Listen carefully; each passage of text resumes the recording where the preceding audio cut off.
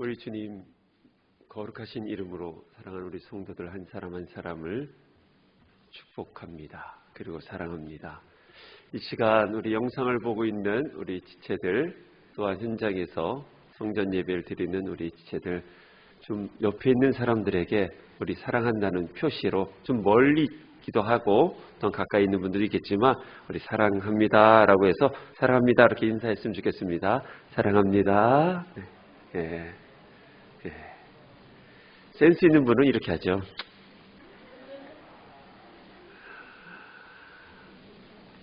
다음 주부터 통학한다면 이제 돌아오는 이제 화요일부터 우리 예배는 이제 20% 좌석의 20%를 이제 예배자로 허용을 하게 되었습니다. 저희 교회는 자리가 참 많이 있습니다. 이때를 위함인 것 같습니다. 저희 교회를 좌석을 400석으로 기준으로 해서 어제 당회 때 80명, 그래서 플러스 10명까지, 그래서 90석을 먼저 우리 성도들에게, 우리 청년들, 우리 집사님들에게 내어드리고, 만약에 오버가 되면 나무지기들이 위에 중고등부실로 올라가 영상으로 예배를 드리기로 이야기를 나눴어요. 그래서 다음 주부터는 저희들은 이제 20% 90석을 이 자리에서 예배를 드릴 수가 있습니다. 그래서 부담 갖지 마시고 오시면 됩니다. 이제 돌아갈 일은 없습니다. 우리 함께 거룩한 예배를 지키되 철저하게 마스크 꼭 쓰시고 들어올 때 열 체크하시고 그리고 손소독하시고 나갈 때도 손소독을 하시면서 거룩함을 지키는 거예요. 이게 지금 거룩함이에요. 이 시대에 거룩함이라는 것은 나를 정결하게 지키는 것이 거룩이에요. 그 거룩에서 힘이 나와요. 파워가 있는 거예요. 한국교회가 이 거룩을 지킬 수만 있다면 오늘날 이 땅에 선한 영향력을 줄 수가 있을 텐데 그렇지 못한 겁니다. 사랑하는 여러분, 나를 잘 지키는 것이 거룩이요. 그 안에서 힘이 나온다는 것을 기억하시고 우리가 대면 예배를 통해서 한국교회에 코로나 환자가 일어나지 않기를 기도했으면 좋겠어요. 이렇게 20%를 허용해주고 그 다음에 이제 서울은 10%지만 이때 교회가 더욱더 방역에 철저하게 지킨다면 사회로부터 교회가 존경을 받을 수 있을 것입니다. 우리가 기도할 때 우리 한국교회를 위해서 이제 2주 동안 더 연장을 했는데 한국교회 어려움 당하지 않도록 여러분들이 기도해 주시고 우리 또한 이 방역에 철저하게 참여할 수 있기를 간절히 소망합니다. 말씀을 나누기 전에 여러분들에게 질문을 하나 던지겠습니다. 한번 스스로 대답을 하셨으면 좋겠어요. 그리고 이번 주 한 주 동안 이 질문을 계속 대답하려고 한번 우리가 좀 의지를 좀 가졌으면 좋겠어요. 질문은 간단합니다. 하나님은 누구실까? 하나님은 정말 누구실까? 이것을 여러분들이 대답을 하셔야 돼요. 삶의 자리에서 여러분들이 힘들어하는 그 삶의 자리, 갈등이 있는 그 삶의 자리에서 코로나 이 시대 속에서 여러 가지 사방팔방으로 우겨싸움을 당하고 있는 나의 현실 속에서 하나님은 누구신가? 이 질문을 여러분들이 명확하게 하나님은 나에게 어떤 분입니다. 그 고백과 그리고 그 고백을 통해서 나의 삶으로 적용할 수 있다면 우리는 지금 이 현실의 어려움을 막막함을 능히 이겨낼 수 있다는 것이에요. 하나님은 누구실까? 성경은 이 하나님에 대해서 이야기를 하는 거예요. 수많은 믿음의 사람들이 등장해서 한 것이 뭐냐? 하나님은 이런 분이다 라고 고백하고 증명한 것이 바로 성경이에요. 성경. 그것을 우리가 또 읽고 묵상하면서 하나님이 어떤 분이라는 것을 나의 삶으로 증명해 가는 것이 신앙생활. 그것이 영성이라는 거예요. 하나님은 누구실까? 저는 신학교 다닐 때까지만 해도, 주님을 만나기 전까지만 해도 이 질문에 대해서 대답을 못했어요. 신학적으로는 대답할 수 있겠죠.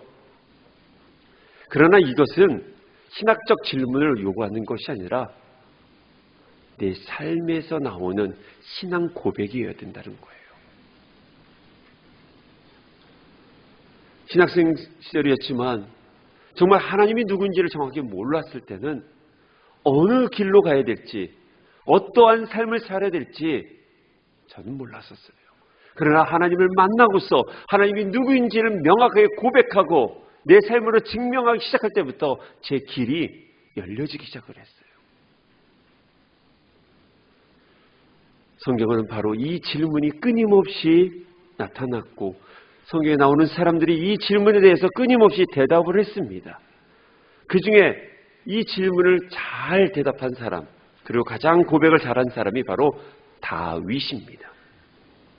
다윗은 시편을 통해서 하나님의 존재, 하나님의 성품, 하나님의 사역, 하나님의 마음, 이것을 잘 표현했어요. 그래서 시편을 보면 하나님이 어떠한 분이신지 끊임없이 나오고 있어요. 오늘 이 시편 1편도 바로 하나님이 어떠한 분이시냐는 것을 우리에게 소개해주고 있어요. 오늘 말씀을 통해서 하나님을 알아갈 수 있는 은혜가 있기를 간절히 소망합니다. 시편 1편은 시편 전체의 주제시예요. 신학적으로 매우 그래서 중요합니다. 시편이 150편인데 이 150편을 대표하는 시편을 뽑으라면 바로 시편 1편입니다. 시편 1편은 우리가 너무나 잘 아는 시편이죠. 설교 시간에 참 많이 들었고 심지어 암송까지 합니다. 여러분들 성경을 읽을 때 매우 중요한 작업들이 있어요. 성경을 그냥 읽으면 어렵고 지루합니다. 그래서 성경을 읽는 관점들이 이 과정들인데 1차적 관점, 1차적 과정이 있습니다. 이 과정을 가지고서 성경을 읽어야지만 이 성경이 우리 안에 좀 가까이 다가올 수 있어요. 그것이 뭐냐면 성경을 읽을 때 오늘날 2021년 현대를 살아가는 관점으로 보는 것이 아니라는 거예요. 구약은 특히 히브리적 사고로 봐야 된다는 거예요. 이게 1차적 관점이에요. 이 1차적 관점, 1차적 과정이 없이 그냥 오늘날의 신앙적 관점으로만 본다면 성경이 되게 어렵고요. 문제가 발생이 되어집니다. 그래서 첫 번째 우리가 가져야 될 것이 히브리적 사고를 가져야 돼요. 그 히브리적 사고로 본문을 볼 때 문학적 관점 또는 히브리적 사고력 그리고 그 당시의 지형, 배경 그리고 그 언어 이런 것을 우리가 가지고서 성경을 가까이 간다면 성경이 매우 친숙해집니다. 이게 1차적 작업이에요. 그래서 목회자들이 설교를 준비를 할 때 바로 이 관점에서부터 주로 출발을 합니다. 오늘날 관점, 사고, 오늘날에 갖고 있는 문제 가지고 성경으로 이렇게 접목을 하면 매우 위험한 해석이 나와요. 그래서 제일 첫 번째 하는 작업이 히브리적 사고를 가지고 성경을 보는 거예요. 이런 것을 교회가 지금 수요 아카데미에서 계속 가르쳐주고 있어요. 어성경을 통해서도 그런 관점을 가지게 되었던 것이고, 그리고 우리 전도사님들이 본문을 해석해 주는 것도 히브리적 또한 헬라적 관점으로 해주고 있는 것이에요. 그래서 우리가 이러한 훈련을 계속 해야 됩니다. 성경의 1차 작업 중에서 가장 중요한 것 중에 하나가 바로 배경 지식이에요. 배경. 오늘날 스타벅스가 있고 현대적 빌딩이 있는 관점에서 오늘 본문을 본다면 이해가 안 되는 거예요. 그러나 이 성서가 기록되어진 히브리적 관점에서 그런 배경적 지식을 가지고서 본문을 해석을 한다면 그 당시 저자가 만났던 영감, 성령의 따스함 이런 것을 우리도 경험을 해요. 그러나 오늘날의 관점으로만 해석을 한다면 잘못하면 사이비가 되고 이단이 되어지는 거예요. 시편의 배경은 이것을 우리가 알려면 성지를 알아야 돼요. 이스라엘 땅을 알아야 된다는 거예요. 개인적으로 교회가 저에게 이제 안식년을 이제 허락을 해준다면 저는 꼭 이스라엘을 가서 최소 한 달 정도는 거기서 좀 성지를 연구하고 싶어요. 왜냐하면 구약을 또한 신약을 알 수 있는 것이 바로 이스라엘이에요. 그리고 요르단이 있고 레바논이에요. 또한 터키이기도 하고요. 그곳에 가서 그 땅을 만져보고 그 땅을 거르고 거기 있는 유물들을 보면서 성경을 보면 성경이 매우 친숙하게 다가옵니다. 우리가 몇 년 전에 성지를 갔다 왔죠. 살짝 이렇게 훑어봤어요. 갔다 와서 또 많은 분들이 공통점으로 한 것이 뭐예요? 성경 볼 때 은혜가 더 된다라고 이야기를 해요. 그래서 여러분들에게 꼭 권면하고 싶습니다. 다음 2차 성지 순례가 있으면 꼭 같이 갔으면 좋겠어요. 왜냐하면 이스라엘 가면 광야가 많다고 하잖아요. 근데 우리는 광야를 사막처럼 이해를 하는데 그렇지 않아요.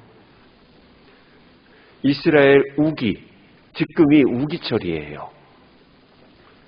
12월부터 2월 중순까지가 우기인데 이스라엘을 가보면요. 꽃들이 얼마나 아름답게 핀지 몰라요. 저희들이 한번 성지수 갈 때가 2월 달 정도 갔죠. 그때도 꽃이 좀 있었어요. 근데 1월 초에 가보면요. 이 이스라엘 땅에 물들이 많고요. 거기에 정말 아름다운 꽃들이 지천이에요. 꽃밭이에요.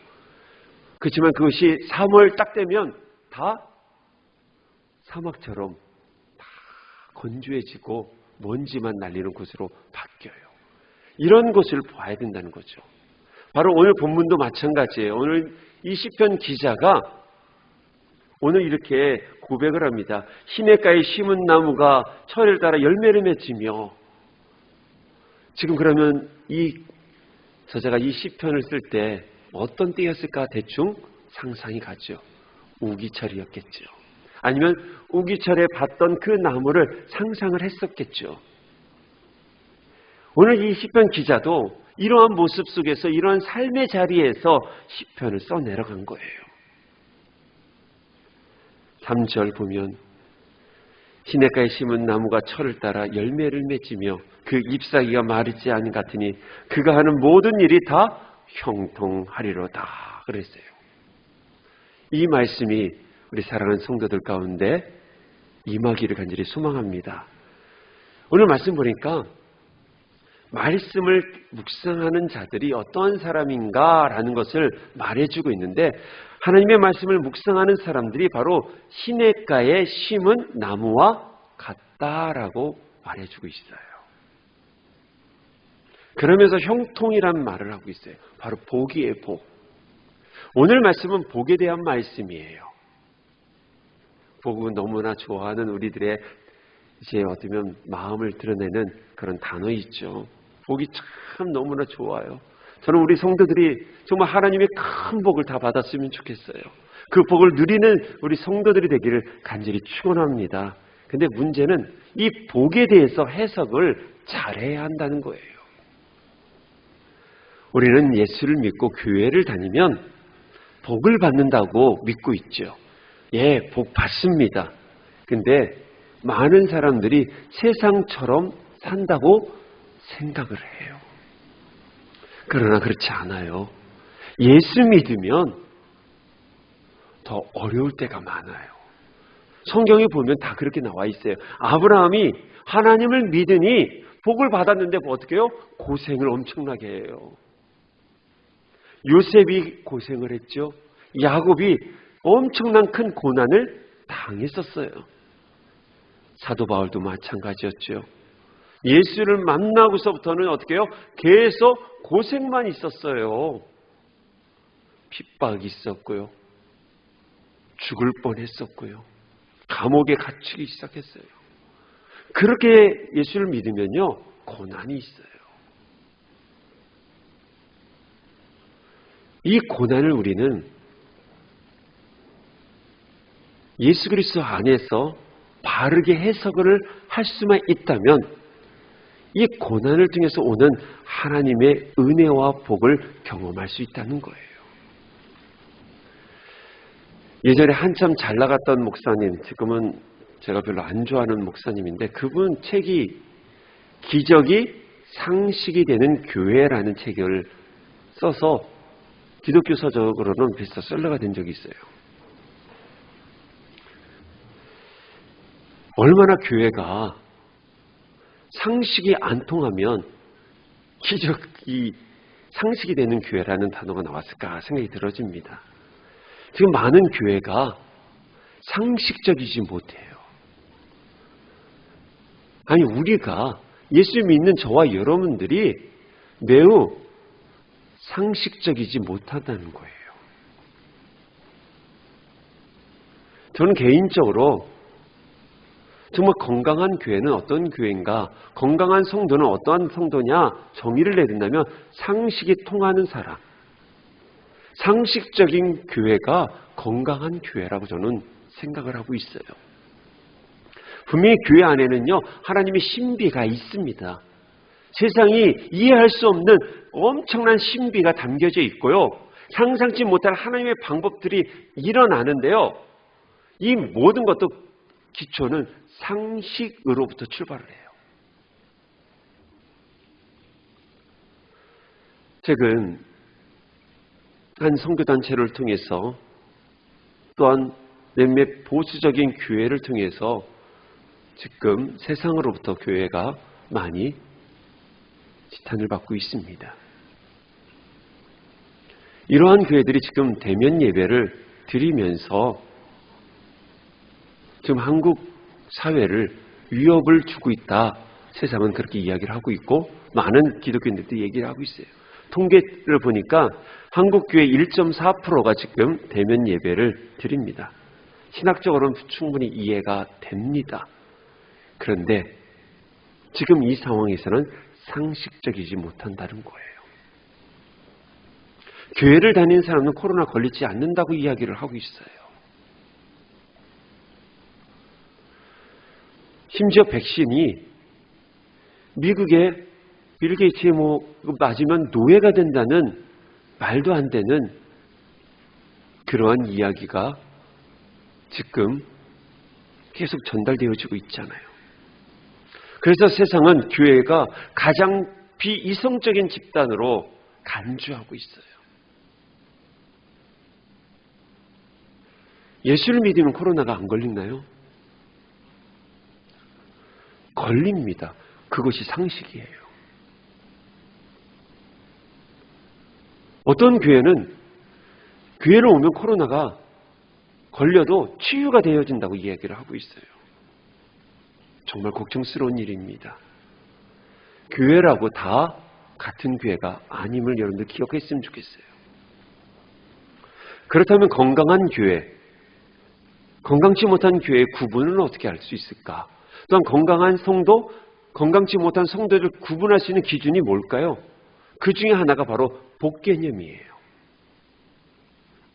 건강치 못한 교회들, 좀 이상한 교회들은 보면 이 복이 매우 현세의 기복신앙으로만 국한되어 있다는 거예요. 건강치 못한 성도들이 다 이런 모습을 가지고 있어요. 현세의 기복적 신앙. 그런데요, 성경에서 말하는 복은 그렇지 않습니다. 성경에서 말하는 기독교적인 세계관의 복은 관계적인 복이에요. 어떤 관계예요? 내가 하나님의 자녀가 되었다는 것.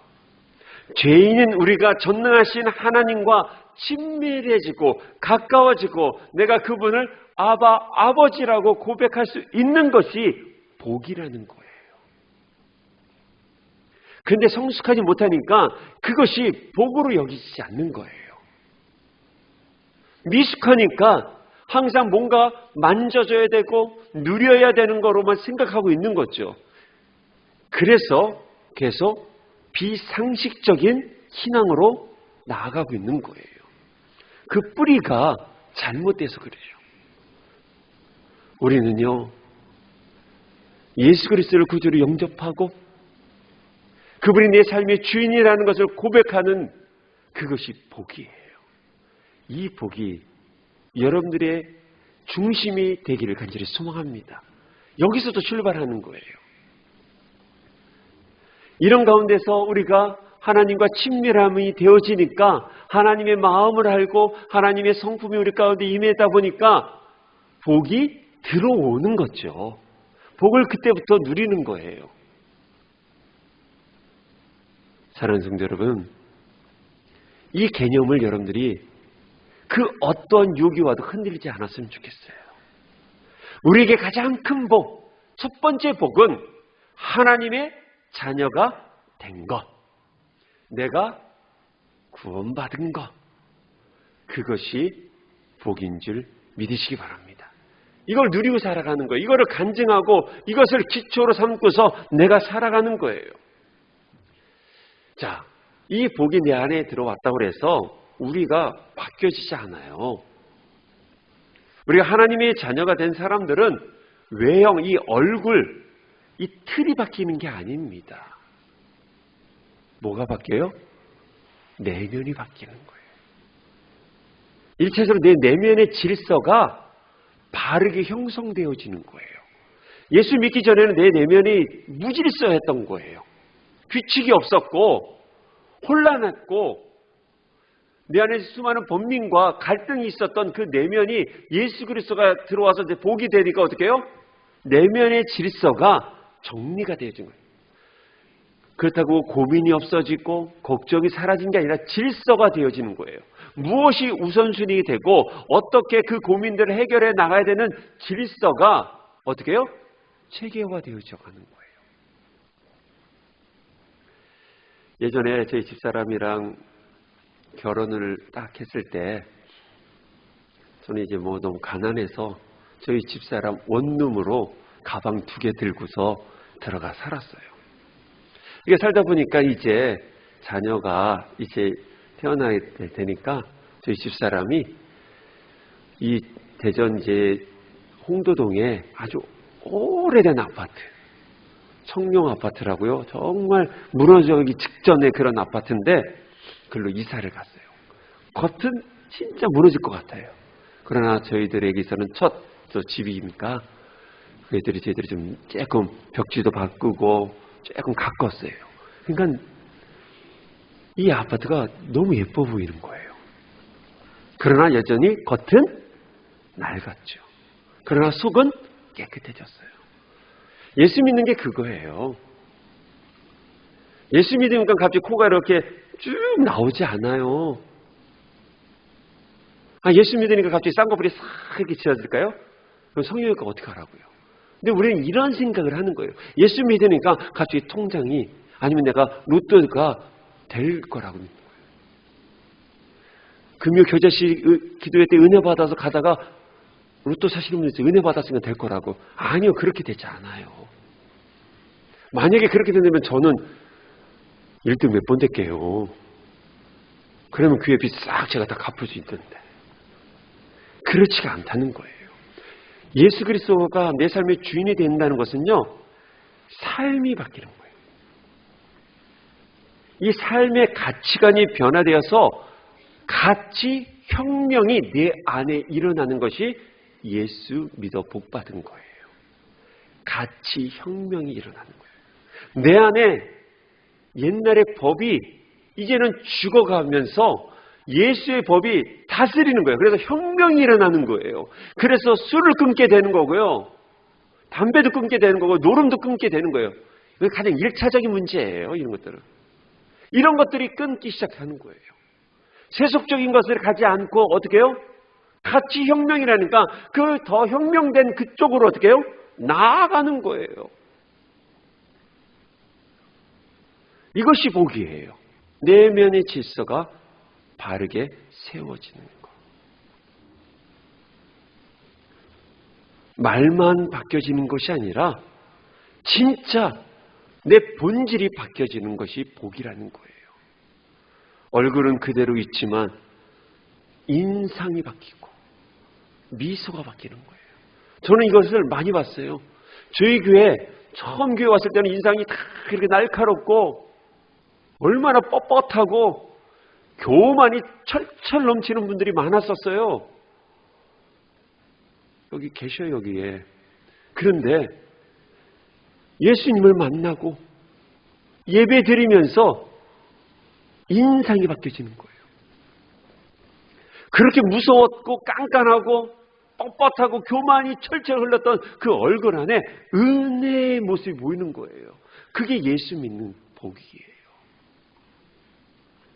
그래서 성경은 예수 그리스도를 영접한 사람들이 살아야 될 기본적 자세, 그런 삶의 모습을 끊임없이 소개를 해주는데 그중에 우리 주님께서 황금률이라는 것을 우리에게 가르쳐 주셨어요.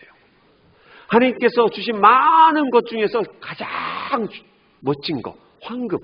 좋잖아요, 황금. 우리가 황금률이 있어요. 그게 어딘가요? 마태복음 7장 12절이에요. 우리 한번 찾아보도록 하겠습니다. 마태복음 7장 12절. 이거 복 받는 거예요. 이게 황금이니까. 자, 우리 12절 다 찾은 줄 믿고 마태복음 7장 12절 우리 함께 읽겠습니다. 시작. 그러므로 무엇이든지 남에게 대접을 받고자 하는 대로 너희도 남을 대접하라. 이것이 율법이요 선지자니라. 아멘. 이것이 황금률. 복 받는 거예요. 무엇이든지 남에게 대접을 받고자 하는 대로 어떻게 해요? 너희도 남을 대접하라. 이것이 율법이에요. 선지자. 황금률이라는 거예요. 예수 그리스도를 구주로 영접한 사람은 이것을 지켜 행해야 된다는 거예요. 그래서 이 황금률에 소극적 의미와 적극적 의미가 있습니다. 첫 번째 소극적 의미는 뭐냐면요. 이걸 우리가 꼭 지켜갔으면 좋겠어요. 내가 싫은 것을 남에게 하지 말라는 거예요. 이 황금률에 가지고 소극적 의미예요. 내가 싫은 거 있잖아요. 내가 싫은 거를 남에게도 하지 말라는 거예요. 내가 속상해서 경험된 것들 있잖아요. 내가 누군가를 통해 속상한 것들이 있잖아요. 근데 인간은 그 속상한 걸 또 누군데 해줘요? 약한 사람에게. 나도 모르게 전가를 시켜줘요. 이 대상관계 이론에 나오는 건데 내가 누군가로부터 스트레스를 받았어요. 싫은 거잖아요. 근데 놀라운 것은 남에게도 그렇게 내가 하고 있다는 거예요. 우리 크리스찬들은 복을 갖고 있는 저와 여러분들 예수 그리스도를 영접한 사람들은요. 내가 싫은 것을 다른 사람에게 하지 말아야 합니다. 내가 싫으면서 뭔가를 치웠어요. 근데 그거를 다른 사람에게 하지 말고 내가 계속 해야 된다는 거예요. 부부간에도 자녀와의 관계에서도 성도들과의 관계에서도 혹시 억울한 일 당했다면 그걸 똑같이 하는 것이 아니라 나는 하지 말아야 된다는 거예요. 누군가 수군거리는 걸 내가 들었어요. 기분이 별로 안 좋아요. 그래서 나도 다른 사람 가서 또는 집에 가서 터는 게 아니라 나는 그냥 삼키는 거예요. 이게 황금률의 소극적 의미예요. 적극적 의미가 있어요. 이거는 우리가 더욱더 해야 되는 거예요. 내가 좋아하는 것을 베풀어 상대방에게 그런 대접을 받으셔야 된다는 거예요. 내가 좋아하는 것을 베풀어 상대방으로부터 그런 대접을 여러분들이 받아야 하는 것이에요. 이런 겁니다. 제가 커피를 너무 좋아하잖아요. 오늘도 커피 얻어 먹었거든요. 제가 이제 커피를 너무 좋아해요. 근데 계속 대접받는 게 아니라 내가 커피를 좋아하니까 커피를 내가 먼저 대접을 하는 거예요. 대접을 하니까 이분이 저에게 주는 거죠. 제가 오늘 이진태 장로님한테 커피를 대접을 했어요. 저는 다음 주에 대접받을 겁니다. 예, 이런 거예요. 근데 우리는 어떻게 해요? 나는 가만히 있고 받기만 하려고 하는 거죠. 왜 우리 목사님 왜 안 와? 왜 우리 목사님 나한테 이런 것도 안 해줘? 우리는 항상 그러는 거예요. 근데 성경에 황금률의 적극적 의미는 뭐냐면 내가 하는 거예요. 먼저 하고 받아야 된다는 거죠. 여러분들이 누군가에게 밥을 한번 얻어먹고 싶습니까? 밥을 사야 되는 거예요. 그리고 거기서부터 받아야 되는 거예요. 그래서 사랑은 계속 움직여야 되는 거예요. 그게 성숙한 성도들의 모습이에요. 우리가 이것을 황금률이라고 주님께서 말씀하시면서 이걸 지키기를 원하셔요. 왜냐하면 왜 우리가 황금률을 지켜야 되냐면요. 이런 자세와 이런 태도를 통해서 복음이 나타나기 때문에 그래요. 그래서 황금률이에요. 이렇게 섬기면 내가 누군가를 대접하고 나눠준다면 그곳에서 복음의 싹이 나기 시작해요. 이번 주 한 주 동안 여러분들이 이런 것을 실천해 나갔으면 좋겠어요. 회사에 가서나 어떤 모임 갔을 때 좀 더 우리가 대접을 해주셨으면 좋겠어요. 사무실에 출근했을 때 먼저 일찍 출근해서 밑에 직원들에게 커피 한 잔을 대접하든지 아니면 더 밝은 모습으로 인사를 하든지 우리의 모습을 이를 통해서 우리가 어떻게 해요? 생활 선교사로서의 사명을 감당할 때 하나님의 복이 자연적으로 온다는 거예요. 그래서 황금률을 행하는 사람이 오늘 본문 시편에 나오는 복 받은 사람이라고 말해주고 있는 거예요. 복 있는 사람이 무엇인가? 이거는 복을 단지 얻는 것, 받는 것이 아니라 복을 가지고 있는 사람을 말하는 거예요. 우리는 복을 계속 받으려고 하는 것이 아니라 성경의 개념은 우리 안에 복이 있다는 거예요. 그 복이 나타나게 하는 사람이 복 있는 사람이에요. 사랑하는 여러분, 우리는 이미 예수님이 우리 삶의 주인 되시고 만복의 근원 되신 하나님이 내 안에 계십니다. 이 복을 어떻게 해요? 나타나게 하는 것이 복 있는 사람이에요. 사랑하는 여러분, 우리가 이 복을 가만히 가지고 있으면 안 돼요. 이 복을 어떻게 해요? 나오게끔 끄집어내야 된다는 거예요. 그러면서 오늘 성경은 피해야 될 것과 적극적인 부분에서 즐거워야 할 것을 구분을 해주고 있어요. 자, 첫 번째로 복 있는 사람은 문제 있는 사람을 피해야 한다는 거예요. 1절에 보니까 복 있는 사람은 악인들의 꾀를 따르지 아니하며 죄인들의 길에 서지 아니하며 오만한 자들의 자리에 앉지 아니하노다라고 기록하고 있어요. 성경은 분명히 함께 하지 말아야 될 사람을 말해주고 있어요. 그 속에서는 복이 나타날 수가 없다는 거예요. 복이 더 어쩌면 역기능적으로 나타날 때가 더 많다는 거예요. 여러분들, 돈이라는 것이 너무나 좋잖아요. 근데 이것도 바르게 써야 될 곳에 써야질 때 이 돈이 복이 될 수 있어요. 근데 악한 곳에 가서 이 돈이 쓰여지면 복이 될 수가 없는 거예요.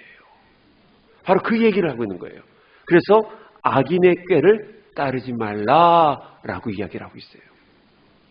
여기서 이 꾀라는 거는 쉽게 말하면 상담이라는 거예요. 쉽게 말해서. 조언이라는 뜻도 갖고 있어요. 복 있는 사람은 악한 사람들의 조언을 따르지 말아야 한다는 거예요. 우리가 이것을 이 땅에 살아가면서 정말 잘 지켜갔으면 좋겠어요. 그래서 매일매일 우리가 하나님 앞에 서야 될 이유가 뭐냐면 우리는 수많은 사람들의 조언을 받아요. 근데 악인들의 조언을 받을 수가 있다는 거예요. 그런 조언을 어떻게 해요? 피해란 얘기예요.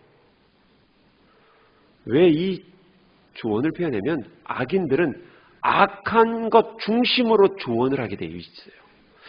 우리들을 복의 근원의 삶으로 살아가게끔 만드는 조언이 아니라 그 복이 빠지게끔, 이 복이 떠나게끔 만드는 조언을 한다는 거죠.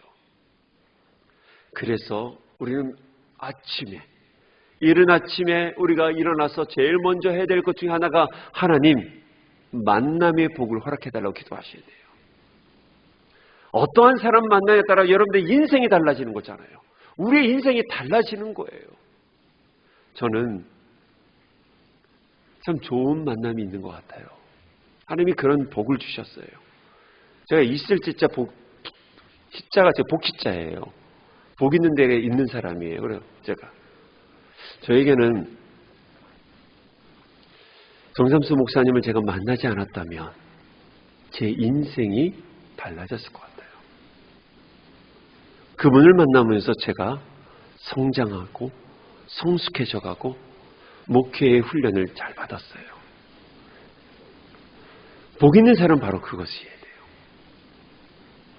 여러분들이 내일부터 또 오늘도 수많은 사람 만날 텐데 이 사람이 악인인지, 근데 교회 다녔다고 해서 다 의인 아닙니다.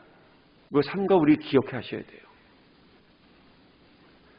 같은 교회에 다니는 사람이라 할지라도 우리를 악인의 꾀로 우리를 유혹하는 사람들이 있다는 것을 기억하셔야 돼요. 교회 안에는 여전히요 양과 염소가 있고요 가라지가 있어요. 모두 알곡이 될 수 없어요. 그렇기 때문에 우리 교회에 사니까 집사님이니까 목사님이니까 아니요. 삼가 조심하셔야 돼요. 악인들의 그 조언은 예수 복을 빼내가게끔 하는 거예요. 예수님을 향한 열정을 빼내가게끔 만들고 예수님 앞에 순종해야 되고 교회를 섬기는 그 마음들을 빼앗게 하는 사람들은 다 악인이라는 거예요. 그것을 어떻게 해요? 따르지 말라는 거예요.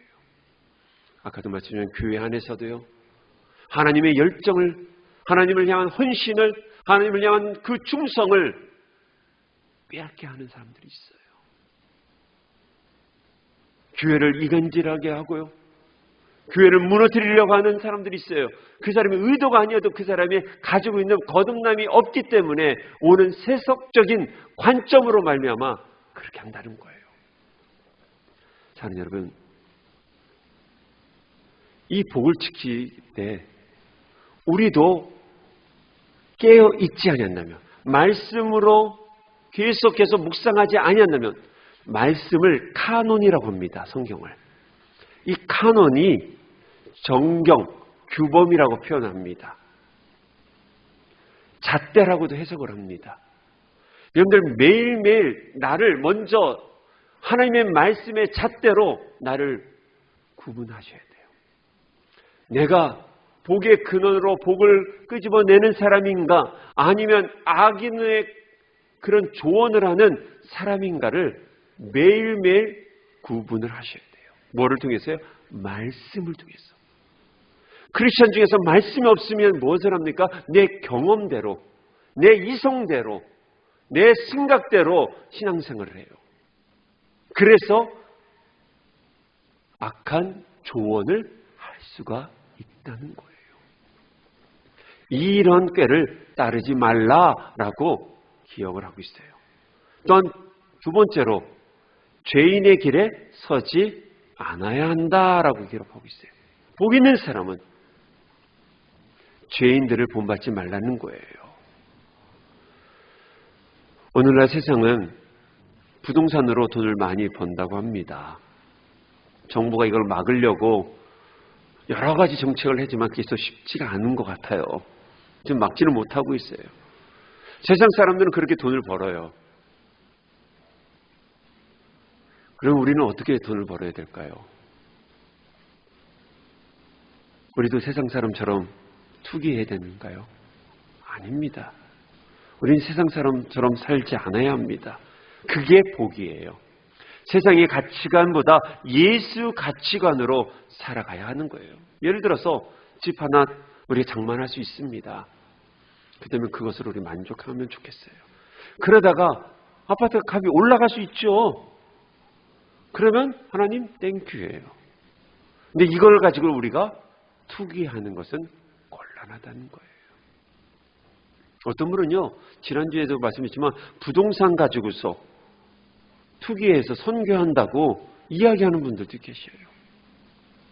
로또 사서 목사님 제가 목사님 선교하는데 후원하겠습니다. 속으로 욕했어요, 제가. 이게 죄인의 길이에요. 그 길을 우리가 갖지 말아야 돼요. 우리는 어디 길을 가야 돼요? 길이요 진리요 생명이시 예수의 길로 가는 거예요. 그런데 우리 예수의 길 간다는 게 이것을 말하는 거예요. 근데 우리 그냥 예수의 길이니까 예수님 잘 믿으면 되겠지? 근데 믿는다는 게 과연 뭡니까? 내 삶의 가치관을 바꿔가는 거고 행동, 차선을 바꾸는 거예요. 세상의 차선을 가다가 이제 예수님 믿으니까 깜빡이 딱 켜고서 나 예수 믿어 선언하고 깜빡이 켜고서 어떻게 해요? 일로 가야 돼요. 깜빡이 켜놓고서 가끔 고속도로나 그런 부분 있죠. 좌회전 깜빡이 해놓고서 계속 앞으로만 가는 분들 있잖아요. 사람들한테 이야기합니다. 교회 와서 그러면 나 예수 믿어요. 저 집사 됐어요. 그렇게 얘기해놓고서 계속 어떻게 해요? 세상 길 가는 거예요. 이 길이 아니라는 거예요. 그 길에서 어떻게 해요? 벗어나 예수의 길로 가는 거예요. 그거는 전 인격적인 부분이에요. 여러분들의 언어도 이제는 세상의 언어의 길로 갔다가 깜빡이 딱 틀었습니다. 그럼 어디로 가요? 예수의 언어를 쓰려고 가야 돼요. 그 길을 통해서 하나님의 복을 계속해서 이 세상으로 흘러가게 하는 거예요. 시냇가에 심긴 나무, 그 열매를 맺게 됐죠. 그 열매를 내가 먹습니까? 나무는 절대로 열매 먹지 않습니다. 그 열매를 누가 먹어요? 내 가족들, 내 주변 사람들. 그러니 어떻게 해요? 복이 계속 흘러가게 되는 거예요. 그 길을 가지 않는 거예요. 세 번째로 오만한 자의 자리에 앉지 않는 것입니다. 오만하다는 건 쉽게 말해서 하나님을 조롱하는 자예요. 이런 사람들과 복 있는 사람은 말을 섞지 않는 거예요. 여러분들 직장에서 교회에 대해서 부정적인 말하는 분들 참 많을 겁니다. 저도 이제 동창들이 며칠 전에 지난 주일날 저희 교회 좀 방문했어요. 와서 방문했으면 축복을 해줘야 되는 일이면 교회 얘기만 부정적인 얘기를 해서 제가 또 그거 하는데 좀 힘들었어요. 여러분들 부정적인 사람들한테 가서 해명할 필요가 없어요. 해명이 안 됩니다. 그래봤자 내 감정만 상하고 싸우게 돼요. 그럴 때는 어떻게 해요? 자리를 피하는 거예요. 요셉이 보디바라 아내가 썩 벗었어요. 그래서 어떻게 합니까?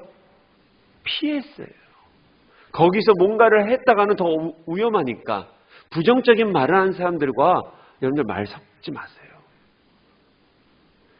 이단과도 말을 섞지 마세요. 이단을 변화시키겠다고요? 말로 통하지 않아요. 그래서 어떻게 해요? 그 자리에 앉지 않냐고 벗어나는 것이 지혜예요. 그것이 우리들이 해야 될 행동이라는 거예요. 또한 이 오만한 자라는 것은 내 경험, 내 생각, 내 지식, 내 힘, 내 물질이 삶의 주인이 된 사람을 말합니다. 그래서 오만합니다. 교회를 다녀도 여전히 내 경험치를, 내 지식을, 힘과 돈과 인과관계를 자랑한다는 한 사람들은 오만한 자리예요. 우리가 성도들의 나눔을 하고 우리가 함께 교제할 때 이런 말을 한다면 그 자리를 피해야 돼요. 그분들과 대화할 필요가 없어요. 교회 안에는 여전히 오만한 자가 있고요. 죄인의 길을 가고 있는 자도 있고요. 악인의 꾀를 따른 자들이 있어요. 우리 공동체도 있어요. 우리가 삼가 이것을 경계하고 또 나도 그곳으로 들어가지 않도록 매일매일 말씀으로 묵상할 때 우리의 삶이 바로 복 있는 사람이라는 것이에요. 이것이 하지 말라는 소극적인 의미고요. 두 번째로 복 있는 사람은 말씀을 즐거워해야 한다는 거예요. 이건 적극적인 거예요. 오늘 2절 말씀 보니까 오직 여호와의 율법을 즐거워하며 그의 율법을 주야로 묵상하는도다. 자, 여기서 이거는요, 단순하게 성경을 읽다라고 하는 것이 아니에요. 성경 통독이 아니라는 거예요. 그 범위를 넘어선 개념이에요. 통독도 되게 중요합니다. 성경 읽는 거 아주 중요합니다. 근데 거기서 끝난다면 의미가 없어요. 말씀을 묵상하셔야 돼요. 이 말씀을 어떻게 해요? 안에서 내가 기쁨을 누리는 삶을 살으라고 이야기해주고 있는 거예요. 여호와의 율법을 즐거워한다는 것은 내가 말씀 안에 거함으로 인해서 오는 기쁨, 즐거움, 경험하는 삶이라는 거예요. 그래서 하나님의 뜻, 하나님의 가치관, 하나님의 목적을 내 안에 담음으로 말미암아 행복한 거예요. 그것을 경험하라고 이야기를 해주고 있는 거예요. 그것을 어떻게 해요? 묵상함으로 인하여 그 즐거움을 누리라고 성경을 기록하고 있어요. 이 말씀을 묵상한다는 거 진짜 어려워요. 목사인 저도 어렵습니다. 묵상이 그냥 되지 않습니다. 우리 단순히 침묵하는 거 아닙니다. 침묵은 그냥 가만히 있는데 묵상은요, 그냥 가만히 있는 게 아니라 쉽게 말해서 말씀을 계속 소처럼 되씹는 거예요. 침묵은 타종교에서도 해요. 그건 어떻게 해요? 비우는 작업이에요. 이 묵상 같은 거나 명상 이런 것들은 다 비우는 작업을 기초로 합니다. 근데 우리들이 갖고 있는 말씀 묵상은 그 말씀을 어떻게 해요? 계속 내 삶에서 되씹어주는 것을 말하는 거예요. 근데 이게 참 어려워요. 그런데 이것이 들어가면 즐거움을 경험할 수 있습니다. 이런 것 같아요. 제가 대학교 2학년 때부터 연애를 했어요. 지금의 이제 아내와 이제 일주일에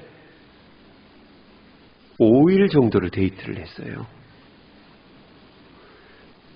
만나면 집에 가서 뭐 해요? 또 전화하고. 그 당시엔 또 이제 또 손편지가 또 좀 유행이었었어요. 좀 전에 만났는데, 그래서 좀 전에 전화를 했는데 밤 10시쯤부터 그대를 향하여 하면서 또 편지를 쓰는 거예요. 저 별이 왠지 당신 같아. 뭐 그래요. 모든 사물이 다 어떻게 해요? 강은정우리에게 가 있는 거예요, 다. 뭐 나만 그런 것 같은 느낌이네. 여러분들도 그랬을 거예요, 아마. 그냥 좋아해요. 저희 교회 우리 하집사님이 산을 너무 좋아하잖아요. 여러분들 혹시 아십니까? 제가 비밀이에요. 이렇게 얘기하니까 하집사님한테 얘기를 하지 마세요. 하집사님이 산을 너무 좋아해서 결혼할 때 양복 안 해주고 등산복을 해줬대요. 얼마나 산을 좋아하면 좋아하는 거 해주는 거예요. 만약에 한 권사님이 뭐 멋진 뭐 이렇게 양복했으면 하집사님 아마 결혼 안 했을 것 같아요. 근데 등산 우리가 그러는 거예요. 제가 뭘 먹어도 사랑하는 사람과 연관이 되는 거죠. 이거 나중에 꼭 사줘야 되겠다. 저는 집에서 어느 식당, 요즘 이렇게 식당 가면요, 그리고 어떤 커피숍 가면 꼭 우리 성도들이랑 꼭 여기 와보고 싶은 그런 마음이 늘 있어요. 왜요? 사랑하니까. 이게 즐거워한다는 거예요. 하나님이 너무나 사랑하는 거예요. 여러분들, 그래서 말씀을 읽기 전에 더 먼저 해야 될 게 뭐냐면 하나님과의 관계 회복이에요.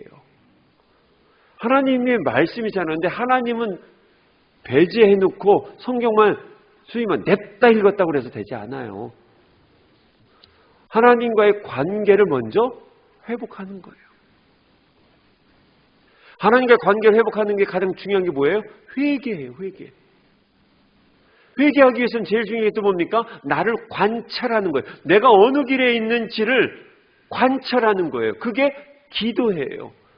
그냥 막 기도하는 게 아니라 무는 기도를 해요. 나를 관찰하는 기도를 하는 거예요. 내가 지금 어디에 있는가. 그거를 회개를 해야 돼요. 내가 악인의 길을 계속 가고 있으면 차선을 2차선 가면서 1차선에 대해서 사모한다면 이거는 어불성설이죠. 될 수가 없어요. 그거는 40일 금식 기도해도 응답을 받을 수 없는 거예요. 내가 2차선에 있으면 1차선을 갈 수 있도록 회개를 하고 1차선을 가야지 거기서 복을 받는 건데, 우리는 계속 나는 지금 악의 뿌리를 내리고 있는데 종교적 그런 행위만 하고 있다면 이것이 바로 악인의 모습이라는 거예요. 사랑하는 여러분, 묵상을 즐거워하며 그 안에 거하는 기쁨을 누리려면 하나님을 사랑하셔야 돼요. 사랑의 관계. 사랑의 관계 되니까요, 이 꽃 봐도 그 사람이 떠오르는 거예요. 부모들이 자녀를 사랑하니까 맛있는 거 먹으니까 하는 거잖아요. 더 사랑하는 쪽을 관심 갖게 돼 있어요. 부모님과 이게 좀 되게 재밌는 건데요. 우리 부모님과 또 자녀가 있잖아요. 또 식당 가서 맛있는 거 먹어요. 근데 부모님이 생각한다면 부모님을 더 사랑하고 있는 거고요. 부모님 생각 안 하고 자녀 생각하면 자녀 더 사랑하는 거예요. 이 인간이에요. 하나님을 사랑하는 연습을 더 하셔야 돼요. 성경을 읽는 게 중요하지 않아요. 수집에서. 성경 몰라도 돼요. 그러나 주님을 정말 사랑한다는 거. 그래서 내 삶의 중심이 바뀌어진 사람이라면요, 당연히 이분의 말씀을, 사랑하는 사람의 말을 기억하겠죠. 제가 저희 집사람과 연애하면서 집사람이 지나가다가 저거 참 예쁘다 라고 했어요. 근데 저희 집사람이 그냥 툭 던진 거겠죠. 근데 저는 어떻게 해요? 기억을 해요. 그래서 제가 노가다를 노동을 해서 얻은 그 돈으로 저희 집사람 반지를 사준 적이 있어요. 근데 저희 집사람은 놀라더라고요. 하나님의 관계도 마찬가지예요. 사랑하면 말씀이 기억되기 시작해요. 억지로 이 말씀을 기억하려고 해도 영적인 거기 때문에 육으로 될 수가 없어요. 영은 영으로 통하는 거잖아요. 그래서 하나님과 사랑의 관계를 더 갖는 거예요. 그게 복 있는 사람이에요. 주님 안에, 주님이 나의 안에 들어왔잖아요. 그 주님을 어떻게 해요? 관계를 계속 회복하는 거예요. 그래서 묵상의 기초는 친밀감입니다. 여러분들이 올 한 해 동안 이제 말씀을 읽고 묵상할 때 더 중요한 게 뭐냐면 하나님과의 친밀감을 높이는 거예요. 관계 회복이라는 거죠. 친밀감이 가까워지면 어떻게 해요? 그냥 좋아요. 그런 즐거움이 자연적으로 나오게 되어 있어요. 저희 집에 최근 한 3주 정도 됐어요. 순대라는 고양이가 저희 집으로 왔어요. 저는 그런 걸, 동물들을 좀 싫어해요. 저희 큰아들이 키웠던 아이를 데리고 온 거예요. 이름이 순대예요, 순대. 그래서 제가 저희 아들한테 자주 얘기해요. 순대국밥 먹으러 가자고. 그 정도 제가 고양이 털 날리는 거 얼마나 싫습니까? 아이들 옷 보니까 다 털이에요. 근데 얘요, 제가 며칠 전부터 순대에게 마음을 빼앗겼어요. 와서 이렇게 안 돼요. 너무 예쁜 거예요. 그러니까 제 몸에 붙어있는 이 털들이 싫지가 않더라고요. 여러분들 마찬가지예요. 주님 먼저 사랑하세요. 친밀감이 먼저예요. 그러면요, 어떻게 해요? 즐거움이 발생이 되어져요. 그러니 말씀이 기억이 나. 시편 기자가 그랬죠. 꿀송이처럼 달다라고 한 것이 그냥 읽어서 이게 달아져요? 성경 읽으면 졸립죠.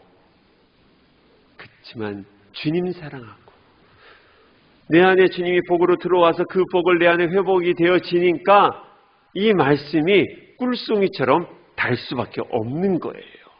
그래서 그 안에 신비를 깨닫게 됐고 그 안에 하나님의 능력이 내 안에 임하게 됐고 그러다 보니까 어떻게 해요? 복을 누리며 살아가게 되는 거예요. 왜요? 악인의 길을 갖지 않았죠. 오만한 자리에 앉지 않았죠. 그러니까 어떻게 해요? 복이 자연적으로 오게 돼요. 우리가 그렇지 못하니까 악인의 말에 꿰어서 나쁜 짓 하게 되고 잘못 투자하고 잘못 길을 가게 되는 거잖아요.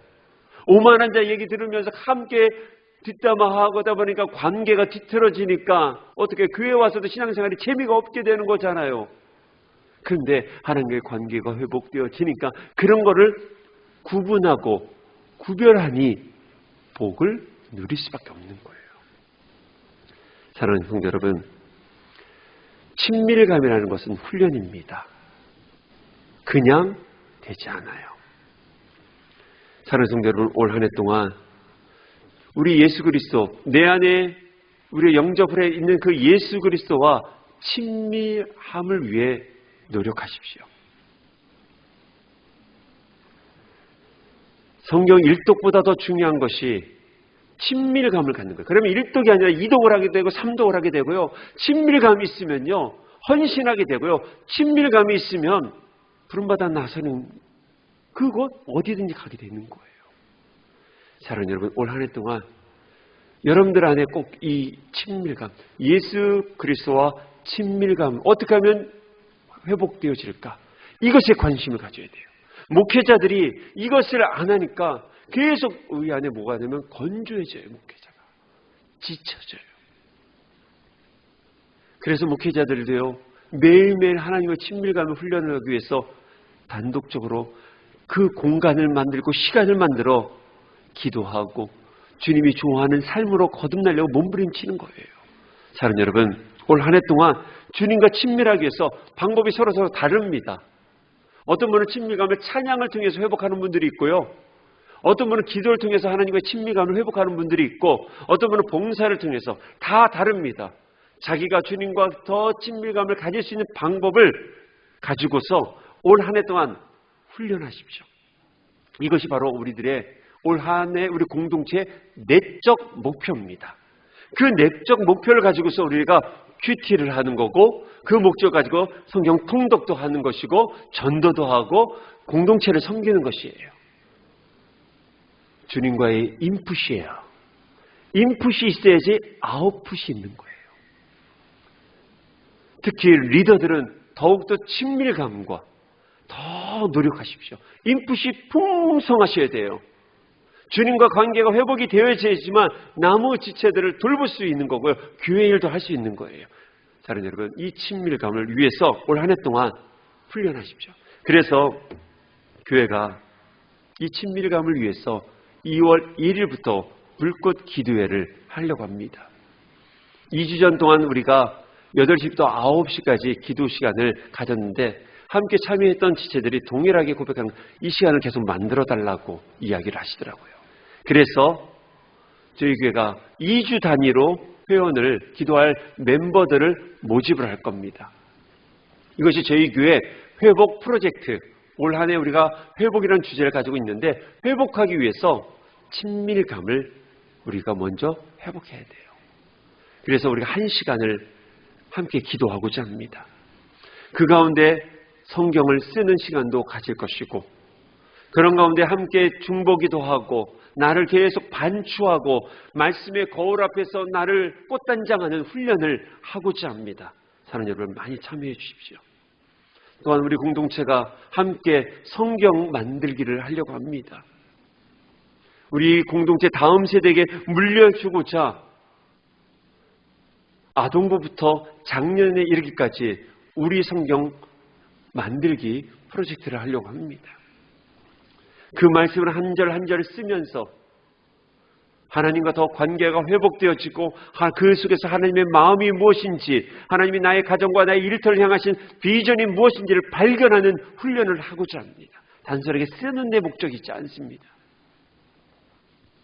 이것을 통해서 우리 안에 내적인 힘, 성령의 역사를 경험하고자 합니다. 왜냐하면 이 친밀감을 역동적으로 만들어 주시는 분이 성령 하나님이시에요. 하나님 앞에 나아가게끔 하시는 분이 누구냐? 보혜사 성령님이세요. 진리를 깨닫게 하시는 분이 누구세요? 성령 하나님이세요. 그래서 올 한 해 동안 우리는 성령님에게 관심을 가져야 돼요. 사랑하는 여러분, 로렌스 형제가 쓴 하나님의 임재 연습이라는 책에 이런 글귀가 나옵니다. 성령님과 대화하기 위한 가장 효과적인 방법은 자신의 평범한 일생생활을 단순하게 꾸준히 해나가는 것이다 라는 거예요. 여러분들 성령님이 온다고 해서 뭔가를 멈추어놓고 하는 것이 아니라 여러분들의 일상 속에서 성령님이 계속 일하게끔 우리가 어디가 깨어있으면 된다는 거예요. 올 한 해 동안 여러분들의 일상에서 성령님의 인도하심, 성령의 세미한 음성을 들어 우리가 어떻게 해요? 하나님과 친밀해져 복을 가진 사람, 복 있는 사람으로서 계속 선한 영향력을 나의 주변, 먼저는 가정에게, 그리고 나의 일터에, 우리 공동체 지체 안에, 또는 우리가 구성되는 이 사회 공동체 안에 끊임없이 우리가 흘려보낼 수 있는 좋은 나무, 좋은 열매를 맺을 수 있기를 간절히 소망합니다. 사랑하는 여러분, 올 한 해 동안 내가 변하면 복을 얻을 수 있어요. 올 한 해 우리가 성숙하게 변할 수 있는 멋진 우리 신성교회 성도들 되길 주의 이름으로 축원합니다. 기도하겠습니다.